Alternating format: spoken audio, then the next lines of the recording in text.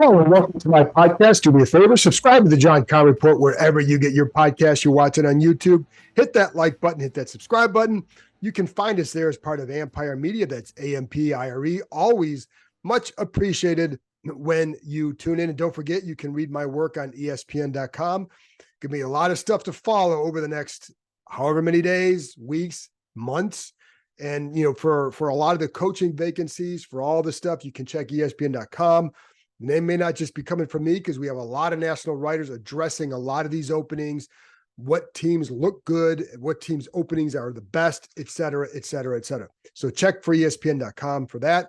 Not always going to be Commander-centric, but it's going to give you the full picture on all these openings, the candidates for all these openings, all that good stuff. And yes, we expect news certainly pretty shortly after the season ends Sunday night. Whether that's Monday morning, Monday afternoon, don't know. They will have their typical clean out day on Monday morning. Players are going to get there around, I think right now there's like a team meeting scheduled for 9. It's a typical end of the season team meeting scheduled right now. So don't overreact to that. But, certainly, again, I think we all know what's coming, as do people here. It's just a matter of what time, which day, or how soon after that game ends, is there any sort of official news. Anyways, I got my Friday 5 today, so let's get to it. I'm going to start with, originally I was going to start with Terry McLaurin, but I'm going to start with the schedule or the Sunday games because that matters very much for Washington's future, regardless of who's coaching or who's making decisions. So, we all know that the Commanders have the second overall pick in the draft right now. How can they finish there? Well, it's going to take more than them just losing to the Dallas Cowboys. And the Cowboys have something to play for. They can win the NFC East with a victory. Last year, the Cowboys had something to play for. Washington did not. Washington won that game by 20. But that time, it was more about positioning and all that. They have a chance to win the division now. That's a big deal. So I would expect to see Dallas's best this time, and Washington has not played well at all for a long time. There's no evidence, or there's certainly no way you can say, oh, they could upset them based on their playing. They haven't played well. So even last week, I thought they actually did a nice job. They still lost by, it was not a close game in the second half, or certainly in the fourth quarter. Kind of expecting something similar like that, but I don't want to spoil you because I may make a prediction at the end. I want to keep that a secret. Anyways, so what needs to happen for Washington to finish with the second pick? First of all, Washington loses, New England wins, boom, ball game over, Commanders get the second pick. But what if Washington loses and New England loses to the New York Jets? Then what? Well, then it comes down to, as it is right now, strength of schedule. And essentially, there's a 1-game difference. The Commanders have basically a 1-game lead over New England for that second spot right now. So a handful of games are going to make a difference. Let's look at those games. The biggest game is Atlanta versus New Orleans. That's one game that involves that will impact the strength of schedule for both teams. Washington beat Atlanta. If it's the New Orleans or New England played New Orleans, lost to New Orleans. If New Orleans wins, that hurts the Patriots. You want that because then it gives you basically it's almost like a 2-game swing there, because it would make Washington's strength of schedule a little bit easier and make New England's a little bit harder. Then the other ones, Indianapolis versus Houston. You want Indianapolis to win. Pittsburgh versus Baltimore. You want Pittsburgh to win. The good news for you and the Commanders is that Baltimore is going to be sitting a lot of players because they won their division. So that's what they're going to do. Pittsburgh needs to win that game. They're going to be playing guys. So Pittsburgh, you want Pittsburgh to win. Green Bay, Chicago, you want Green Bay. Las Vegas against Denver, you want Las Vegas. Both teams played Denver. The Patriots played Las Vegas. So that's how you want to look at this game. It's going to come down again. It's going to be very, very tight here. And it's almost feels like a political race, looking at electoral votes and all that, but that's where we're at. So that's what you want to know. that's going to impact where the Commanders finish. To be honest, I think for you guys, I think what I'd want to see for your case is see this team compete, see this team play hard, see guys like, and Sam Fortier and I talked about this the other day, see certain players have a good game so that going into the year, hey, maybe this guy can develop here down the road. That's what you want to see. You don't want to see a 45-0 game because it means that some guys may have just kind of lost interest or certain guys aren't very good. Whatever. The bottom line is, though, you can still end up with the second pick. And I know come 7:30 Sunday night, that's going to be your main concern. But for me, when I'm looking at it, you want to see who are guys who can play for this team in the future. And I think that's why it's important to finish not with the win, but to finish with good competition, with competing well, right? That's what I would say. Because I would always say you want competitors on your team, regardless of who's coaching here and all that. So anyway, speaking of competitors, let's get to item number 2, and that's Terry McLaurin going for 1,000 yards. Would be, first time in franchise history a receiver would get surpass 1,000 yards for 4 straight years. Very impressive, considering he has played with 10 different starting quarterbacks since coming to Washington in 2019. That's really impressive. And I know this is a big deal. I think it matters to the guys in that locker room too. Sam Howell talked about how much it mattered to him. And I put a little clip up on the Ampire website with Howell talking about. Eric Bieniemy brought it up without being asked today about some things that they're playing for. And that was one of them. And they know that he's 54 yards away. I think you've got to make it a priority in this game to get him that 1,000-yard mark, because the respect they have for him and the respect players have for him. And people always like when guys do something to get a guy to have him cross some sort of a barrier, or not a barrier, but like some sort of threshold like that, 1,000 yards rushing or receiving, whatever. So I think they're going to make a very good, I think they'll do what they can to get him the ball in this game, even if it's, you get a couple slant passes, you get a dig route, bada bing, bada boom, there you go. Again, very impressive with getting it with all these quarterbacks. And the one thing, it's funny because the one thing for McLaurin, everybody's going to keep saying, like, he's the guy. Imagine if he played with a really, really good quarterback, or if the Washington was further ahead with their development of Sam Howell or whomever's going to come in, because it could be there's a very good chance that he's going to be catching passes from another quarterback next year. So to do that requires a lot. And I know one of the things when you talk to McLaurin, his eyes light up when you start talking to him about, what it would be like to play with a guy for a few years and to develop a chemistry that he's never really had with anybody on the field, because, he's never had that chance. I mean, he's played, again, 10 different starting quarterbacks. You don't, like Taylor Heineke really kind of trusted him. I think there was a little bit more of that there, but Heineke's has limitations. And so there were some routes where McLaurin would be open, he just couldn't get the ball to him, or the ball might just take a while to get there and might be knocked down, whatever.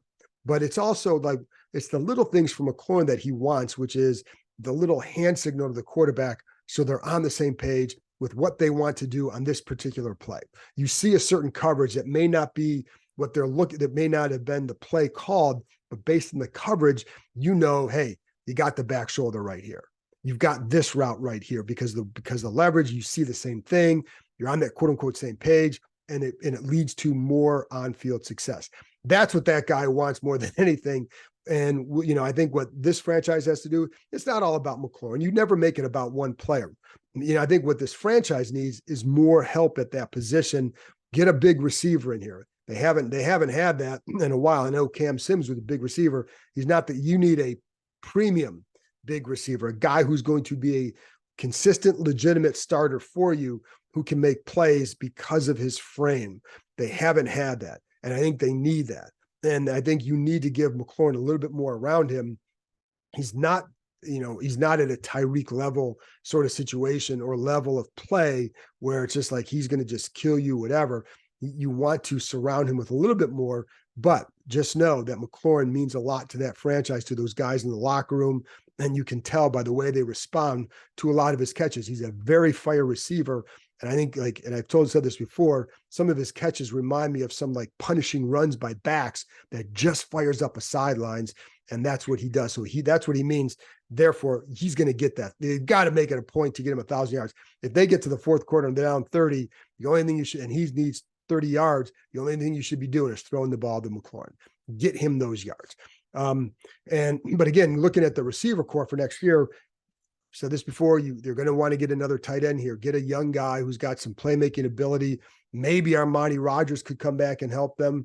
Don't know what a new staff's going to think about him, but he was the guy that I was looking forward to seeing develop this year. More than any of the other young tight ends, it was Armani Rogers that I was looking forward to seeing, because he's got that athleticism that I think can really make guys pay, especially if you had those tight end screens that I know they were going to try and run a little bit more of under Bieniemy this year that they never really got to. I think Rogers could have been a good weapon for him. Don't know what someone's going to think. Still would draft somebody or still would find someone else there, because I think there would probably be a good chance that Logan Thomas, or at least certainly a chance that Logan Thomas gets cut in the offseason. Again, new staff, older guy, going to find a younger guy. There you go. But at receiver, again, get a big guy. Curtis Samuel's a free agent. If they explored bringing him back, I wouldn't blame him. I think the guy's a very smart player. I think he can help you. But I think if you're going to add some size there and you got Dotson and McLaurin, then you're probably going to go in a different direction. And then it depends on the cost. So, but I think Samuel has had a nice year for them as well. Anyway, get Terry the ball, get him that 1,000 yards. Number 3, wanted to kind of mention, because this is the last game. So last time we're going to talk to like Eric Bieniemy, we spoke to him on Thursday. We talked to Sam Howell on Wednesday, and we'll talk to him after the game. Rivera, we'll talk to him on Friday, and we'll talk to him after the game. Don't know when we talk to each of these guys after that point. So one of the things, and they're paid professionals, they're paid to do a job, but I think they've been very professional about how they've handled this situation this season. Bieniemy, there was obviously a lot of talk with him. Sam Howell, up and down, every week was a referendum on, is he the guy or is he not? There's a lot of pressure on that. Rivera, for about 5 or 6 weeks now, it feels like the questions have somehow surrounded his job status, whether it's for the immediacy of like 5, 6 weeks ago. Are you afraid? Are you are you concerned for your job, versus now, which is all these questions about the future, his future, and there's not much they can do. But what I appreciate from all those guys is they're focused just on Sunday, because, as they say, it's all they can control. And I think like one of the things I appreciate about him, and you've seen this from other quarterbacks there before, whether it's, I think Alex Smith was good in the locker room. Taylor Heineke was very good in the locker room. I think Sam Howell's really good in the locker room, spends a lot of time in there, has not ducked from anybody and just hid from the media, as there are definitely some players who do that. And, if they're not going as well, they're not going to be hanging out in the locker room. Howell has been there every time. Now, you can go up to him and talk to him in his locker, not necessarily on the record, but you can talk to him. He is always there. Now, lately, he's been in there playing cards with some of the other guys, but he's in there. And I think that's a good way to handle it. I think it says a lot about him.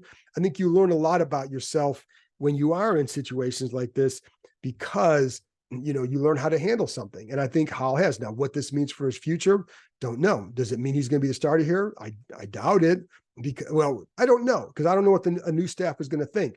I just know that if you get the number 2 pick, you absolutely owe it to the organization to look hard at that quarterback position. And while we know nobody's a guarantee, do you want to take a shot on let's say, Caleb Williams and miss, or do you want to not take a shot on him and see him hit? That would be the thing that I would look at. And but anyways, regardless, Sam Howell is still going to play in this league, and possibly for a long time. So how you handle things goes a long way toward, winning over teammates' respect and all that, which is a big deal. That the position is not a finished product.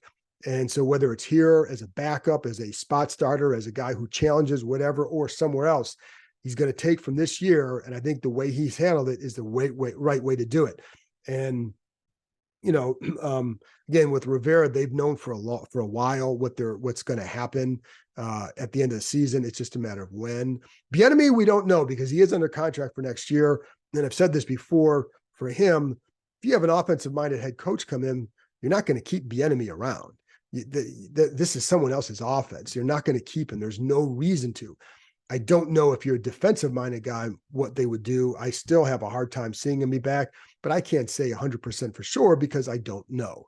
But I do know he's under contract, and I also know it's going to take several weeks to get a head coach in here because it's not until like mid to late January. I think it's the 22nd before they can really hire somebody. So, you're gonna have some issues if you can't.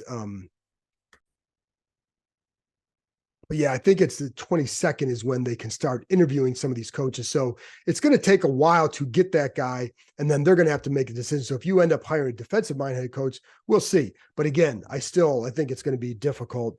And but I would think it's smart for Josh Harris, to keep some of these coaches around and let the new staff make a decision on them, because you need guys to have that a new coach or new GM or whatever can pick the brains of.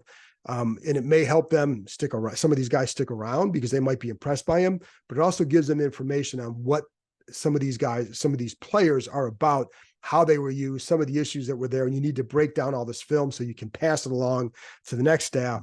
And so I wouldn't, I would not just completely throw everybody out on the curb right away. I would keep some guys around on both sides of the ball, because you just need that. And same with the front office. You may want to keep some of those guys around just because you want the information and the resources to tap into to get more information. Anyways, so there you go. But I just wanted to point out, and maybe you guys don't care how they handle it because all you want is change, and that's fine. And that's fair. In my job, it helps when guys are professional, and in each of those situations, they have them. And Bieniemy was the same guy that we talked to when we talked to him after he was hired to now. There's been a lot of questions about his strategy, about the running, how much he's throwing the ball, how much he's passed, whatever. He's handled everything the same, and he's been very the same. And I think all three of them have done that, and especially down the stretch. It's very awkward for a head coach to get the kind of questions Rivera has often over the last few weeks. And, he's been on message, and same thing with Howell. So, again, you may not care, but I do. And so I think it just makes jobs a little bit better when people can be professional. And I think that's the kind of guy I would hope and think it's the kind of guy that Josh Harris is going to go after too, not just looking at that part of it, but it's the kind of people that he attracts that are that way. So for whoever he hires, and again, it's not just about helping the media do their job. It's just about the kind of atmosphere you can create with people like that. So there you go. All right. So let's move on to number 4. So 2 key players I want to talk about, Emanuel Forbes and Quan Martin. As you know, I've kind of been on a Quan Martin bandwagon train here lately. Is that a bandwagon train or just a bandwagon? Because I think he's done a nice job. So I'm going to start with him because I think he's a very smart player. And I think you see that in the way that they've been using him. And I explained that in a rookie film breakdown on Tuesday. So if you want to hear more of that, go back and listen to that. But, just talking to him a little bit today, talking to some others, just why he's been good. And so some of it is that versatility we talked about. He played in safety, plays slot. One thing that helps him, he said, is that when you play safety and you're playing the slot, sometimes based if the slot's going to blitz, for example, and he's got to slide down and cover that guy, well, because he's played in the slot, he can handle that dual responsibility. It gives him a little bit of an edge to be able to drop down and cover in that situation because he's played the slot. So it gives him that little versatility helps. So when you're looking at guys going forward, to me, he's got to be on part of what they want to do because I think he can play. And I think and I've said this before, I think they have the makings of a decent secondary, especially at safety with Martin. If they re-sign Cam Curl, I think you should. I think they can afford it. So I think I would. Not a playmaker, a very good player. And I think he's a big help back there. He's a smart player. You have him, you have Derek Forrest coming back. I think Percy Butler can develop into, if nothing else, a solid backup special teamer, whatever. But I like where Quan Martin has gone. And the other thing too is what I like, and I saw this in training camp. You saw it on film last year too, when you'd watch him from Illinois, where they played a lot of man. But he has, and I think this helps. So it's kind of leads to the point where I say, he's really good in some of those option route situations with running backs. And part of it is his feet are very patient and calm. There was one play that he was talking about where Christian McCaffrey wants to run those. They know, like, because I was talking about, like, you have to cover a different set of talent when you're covering a Kittle, when you're covering a McCaffrey, when you're covering a Deebo Samuel, all those guys he covered last week.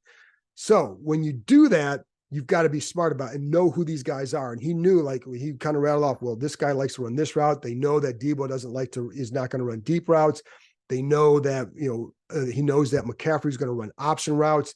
And so, and when he runs the option routes, well, the option is almost always to the middle. When you would see, like, Jamin Davis, for example, get into trouble, it's when he gets beat to the inside. It was always get your leverage, don't get beat inside. So Quan Martin knows that. So there's one time where he said that McCaffrey came out and was, like, really, really kind of exaggerated with his feet and kind of was waiting for Martin to bite outside to get him to go to then so McCaffrey could win inside. Martin kept his feet calm and patient, and McCaffrey had to bounce it outside, and I don't think he caught the ball. So it was a good job by Martin doing what he was supposed to do. And that's why it's plays like that where I think, like, that's why this kid has a chance.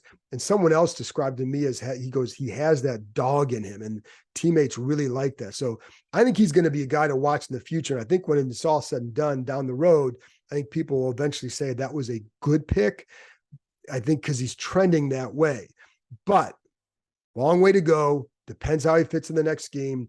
I do like how he's finishing the season, which leads me to Emanuel Forbes. And I talked about him the other day based on what, just rewatching the game and what I saw. And I still think, like, one of the things he's going to do in the offseason is kind of focus on gaining weight. I don't think he's going to be able to put a lot of weight on. I think it's more like you lose weight throughout the season. Most players do because it's a long season. You're just burning through it. So I think he's going to try and add a few pounds. I don't think it's going to change anything for him a lot. I think he just get back up a little bit more when he's at. He has very, very thin legs. I don't think he's going to, that's where he'd need to bulk up. And I don't know that he's going to be, I don't know that the bone structure is such that he would be able to add a lot there, but he can put on a few more pounds. I don't think I know he didn't feel like his weight impacted his game at all this year. And I would say I would agree with that.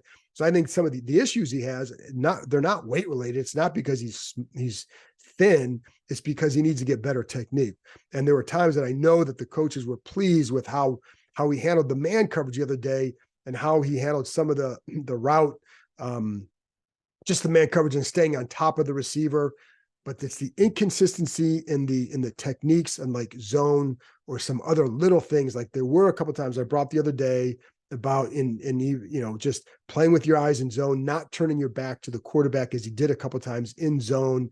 And it leads to there was one play where Kittle caught, I think it was like a 20-some yard out on that play. I think it was a very well-designed play, but I also think he lost vision. And so that's the thing that they really want to see improve.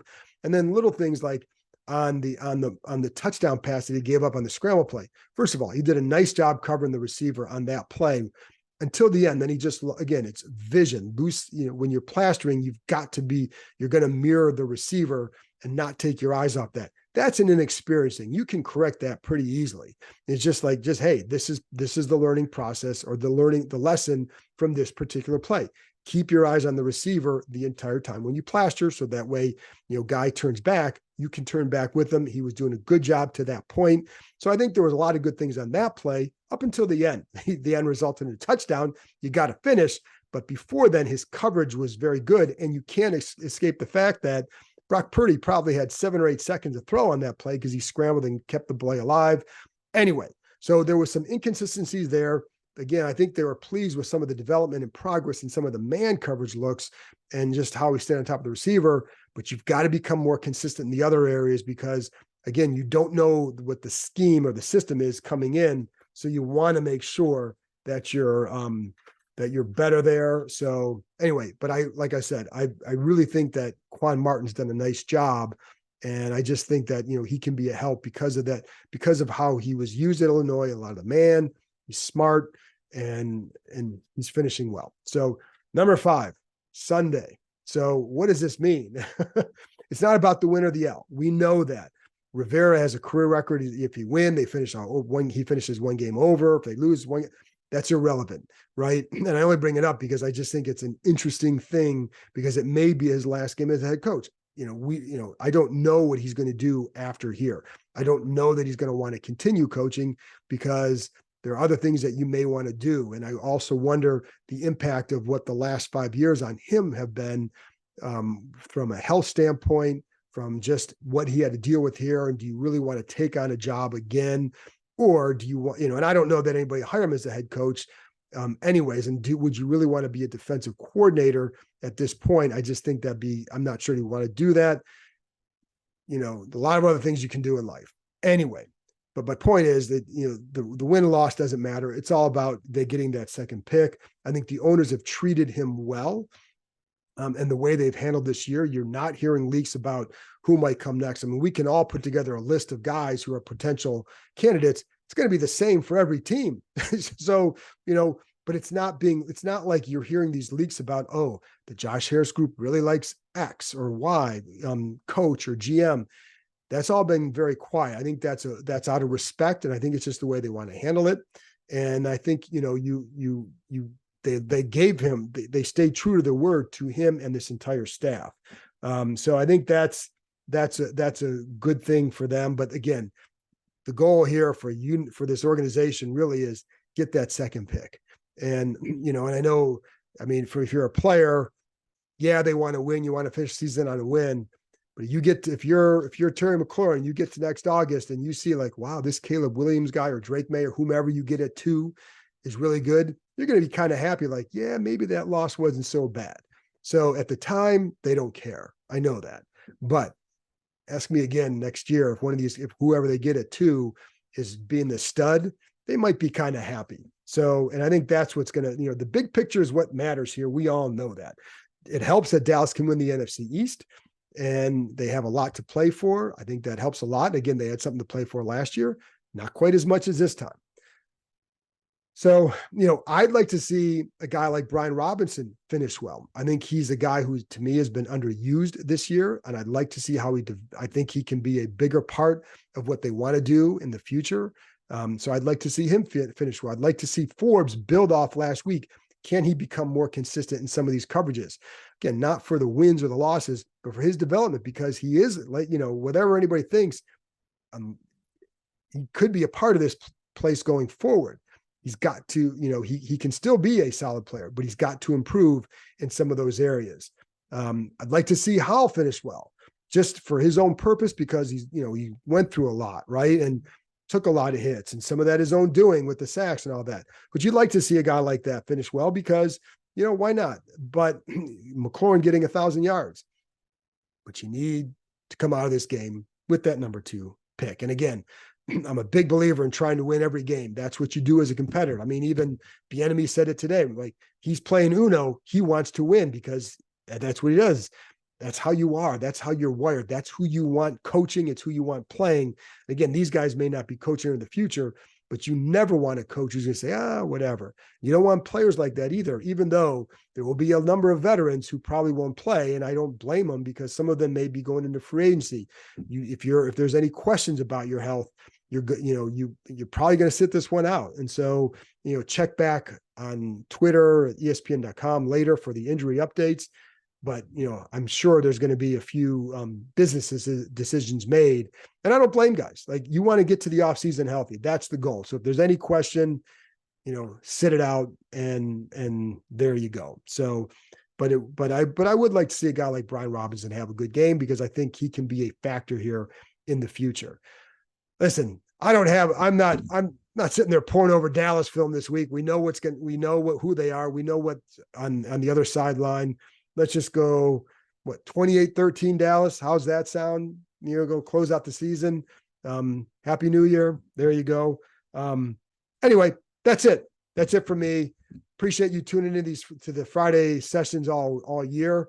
And hopefully next year it's a little bit more interesting talking about previewing games and have a few more interesting things to talk about throughout the season rather than just for maybe the first month when it started to fall apart. So anyway, folks, I'll talk to you again after the game, 4:25 kickoff Eastern time on Sunday.